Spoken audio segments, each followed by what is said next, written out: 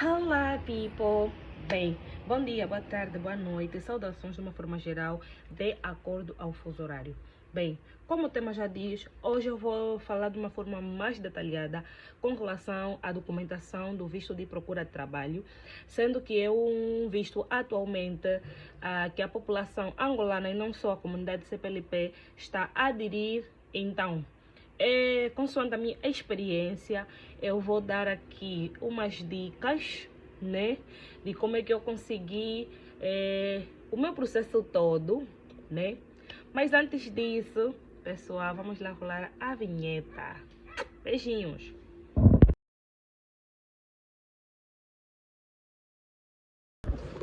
Bom, tô de volta.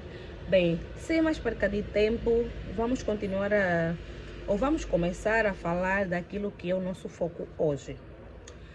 Vale lembrar que antes de qualquer coisa, desde o momento do agendamento, é importante termos o passaporte em mão com uma validade superior a 6 ou a 1 ano melhor. Pois, após o passaporte, o primeiro passo antes de você começar a juntar a documentação é o agendamento, que é uma coisa que não está fácil, não vou mentir. Não está mesmo fácil, é ouro atualmente na banda, em Angola, isto é. Então, após conseguires o agendamento, tu vais para o primeiro passo, né? Vais baixar o formulário. Tu colocas na Google formulário para visto de longa duração. Vai aparecer o formulário, acho que são 3 páginas. Tu vais baixar e vais imprimir, vais guardar. Primeiro passo feito. Em segundo, 2 fotografias tipo passe, tamanho 3x4. Quando ires para o site, é só explicar que vais fazer a fotografia para efeito de visto. É importante lembrar. E o seguro de viagem, que é feito em qualquer seguradora, ou para quem não tem a paciência de fazer as coisas por si, pode pedir em agências próximas, embaixadas ou o centro de visto. Varia de 40 a 45 mil kwanzas. Num prazo de 120 dias, seguro para 120 dias, que é o prazo do visto em causa. O outro ponto é o registro criminal. Todo mundo sabe onde tratar o registro criminal. Para efeito de visto, eles perguntam, é só responder isso. O outro ponto é o requerimento para a consulta do registro criminal. É um documento que também é disponibilizado no site, é só colocar na Google, requerimento para a consulta de registro criminal. É um documento, vais baixar o documento, vais para o cyber ou em casa, quem tiver PC, ao baixar ele te pede para preencher com os teus dados de identificação, o nome do pai, o teu nome, a data de nascimento. Simplesmente isso, depois de imprimir, tu vais assinar. Não precisas levar no notário nem em nenhum outro lugar. É simplesmente isso. É um documento que vai autorizar o governo português a investigar se realmente aquilo que diz no teu registro criminal condiz com a verdade. Ponto, certo. Em seguida, tem a carta de intenção. É uma carta onde tu vais fazer. Podes fazer no telefone, podes fazer no PC, ou eles possam pagar alguém. Explicar realmente as tuas intenções que vão te fazer locomover de Angola para Portugal. É só explicar o que realmente você quer com o país deles. É isso. E em seguida, a passagem de ida e volta, que anteriormente não funcionava assim. Eles só pediam o print de voo, de ida e volta. Mas atualmente já é exigido mesmo uma passagem. Por isso, a importância de organizarmos bem o nosso processo. Porque se a gente não organiza bem o processo, lembra que a gente gastou dinheiro grande ao comprar o bilhete de passagem. Podemos perder. Porque podes comprar um bilhete não reembolsável. Então, há que ter atenção. Em seguida, comprovantes de meio de subsistência. Uma grande vantagem nesse visto é, ele não foca-se só em movimentos. Porque ele exige mesmo que tu tenhas um valor como saldo final equivalente a 3 salários mínimos de Portugal. Isto é, vais fazer 760 euros, né? Vezes o valor do câmbio que tiver na época que tiveres a dar a entrada. Mas não passa de 2,5 milhões. Não passa. É isso, dá 2.280 euros. Vais fazer este valor vezes o câmbio no momento que tiveres a dar entrada. E se tiveres que aumentar mais uns valores, uns 100, 200, 300, é sempre bom. Eles não vão contar com a passagem porque tu já estás a dar um bilhete de passagem comprado. Em seguida, né? Depois disso, tem uma declaração da estada prevista. Tu vais fazer também por si, não precisas baixar nem nada. Como um documento normal, vais colocar como título, declaração da estada prevista. Vais começar a dizer, tipo, eu fulano, no meu caso, né? Eu, Albina Domingos Chindecassa, residente em Luanda ou Angola, né? Filho de X e X, tipo, tudo que condiz nos teus dados de identificação. E depois vais explicar aonde tu vais ficar. É do tipo, eu vou a Lisboa, num prazo de 120 dias, procurar trabalho na zona X. Ficarei hospedado num lugar, se num hotel, vais colocar no hotel X também. É basicamente isso. Nessa declaração, só vais declarar onde tu vais ficar. Novamente, o que você quer fazer em Portugal, nesse caso vai ser procurar trabalho. É basicamente isso. Não tem muita coisa. E outra, a declaração de trabalho autônomo.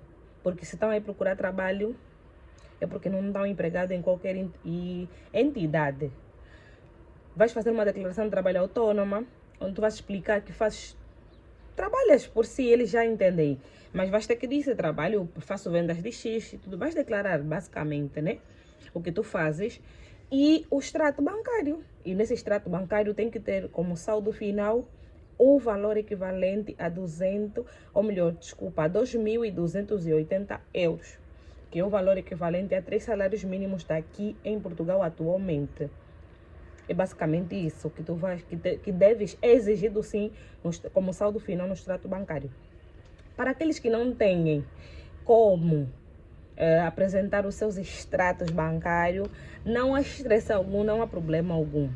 Desde que tu tenhas um responsável financeiro, um tio, um primo, um namorado, um amigo, uma amiga que tem uma conta que entra e sai dinheiro, que trabalha e recebe mais ou menos, né? Um dinheiro que eles, tipo, não duvidem. Um valor equivalente, vamos supor, ganhas 300 mil kwanzas ou 400, 500 mil. De 300 a 700 mil kwanzas, melhor assim, por dizer. Ah, não? Não é possível. É possível sim, porque eles não exigem que tu tenhas movimentos recorrentes na conta. O que eles exigem é que tu tenhas como um saldo final garantindo que não vais sofrer em Portugal durante os 120 dias que tiveres a procurar trabalho. Pois, esta mesma pessoa, se aceitada o termo de responsabilidade, se estiver inserida no agregado, melhor, é a melhor coisa. Se estiver inserida no agregado, se não, se arranjarem como, se tem uma forma de tentar inserir no agregado, melhor ainda. Se for um pai, não tem como. Só com sobrenome, não vais precisar mais fazer o termo de responsabilidade, porque se for a tua amiga, ou uma prima, ou um tio, e não tiverem o mesmo sobrenome, esta mesma pessoa vai ter que fazer um termo de responsabilidade, declarando o que ele faz, o cargo que ele tem na empresa, e depois dele assinar o termo, vão levar para o notário, depois do notário vão levar para o Mirex, e depois do Mirex vão levar para o consulado. Só o termo de responsabilidade e o registro criminal. Lembrando que o registro criminal, após receberes, vais levar para o Mirex, depois do Mirex vais levar para o consulado. É importante. O registro criminal vais levar para o Mirex, depois do Mirex no consulado. O termo de responsabilidade, se não entrares com os teus extratos bancários, tu vais levar o termo de responsabilidade no notário, após a assinatura do responsável, no Mirex e no consulado. Hoje. E outra informação que eu acho importante realçar também. Tem muita gente que já ouvi, né? Não me contaram. Já ouvi de pessoas dizer que não. Eu fui para ver FIES, disseram-me que não é possível. Só tenho que ter um responsável em Portugal para mandar. Não. Se tu tiveres um responsável em Angola que pode oferecer-se, né? A te ajudar a dar o extrato bancário, mas volto a dizer, se for alguém que esteja inserida num agregado, melhor. Se for um tio e tu não tiveres no agregado, arranja a forma de falar com o tio e tu vais ficar inserido no agregado do tio e fazem uma cópia do agregado e vão incluir nos documentos e vão dar entrada. Se tiver tudo organizadinho, as datas da reserva de hotel, a data da reserva do seguro de viagem, o bilhete de ida e volta, as datas todas a convergirem, não vai ter demora, isso de esperar 2, 3, 4 meses, não.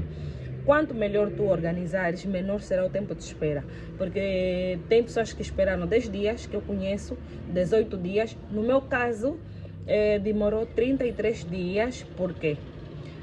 Demora mais a análise quando tu entregas também documentos de outrem.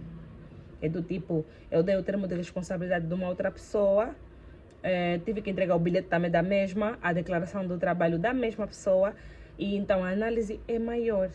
Agora, se eu entregasse todos os meus documentos também, o tempo de análise também seria menor. Mas eu entreguei documentos de uma outra pessoa e a análise foi maior. Mas graças a Deus, recebi o meu visto. Pois, basta organizar isso tudinho, não tem nenhum estresse. Então, é basicamente isso, pessoal. Qualquer dúvida que tiverem, se acharem que eu esqueci algum documento aqui importante, vale realçar. E de lembrar que o próximo vídeo, né, vai ser, eu vou falar sobre os documentos que nós devemos tratar assim que a gente chega em Portugal, né? Os documentos primordiais para a gente começar a trabalhar, principalmente. Então, no próximo vídeo eu vou falar sobre isso aqui. Beijinhos, pessoal.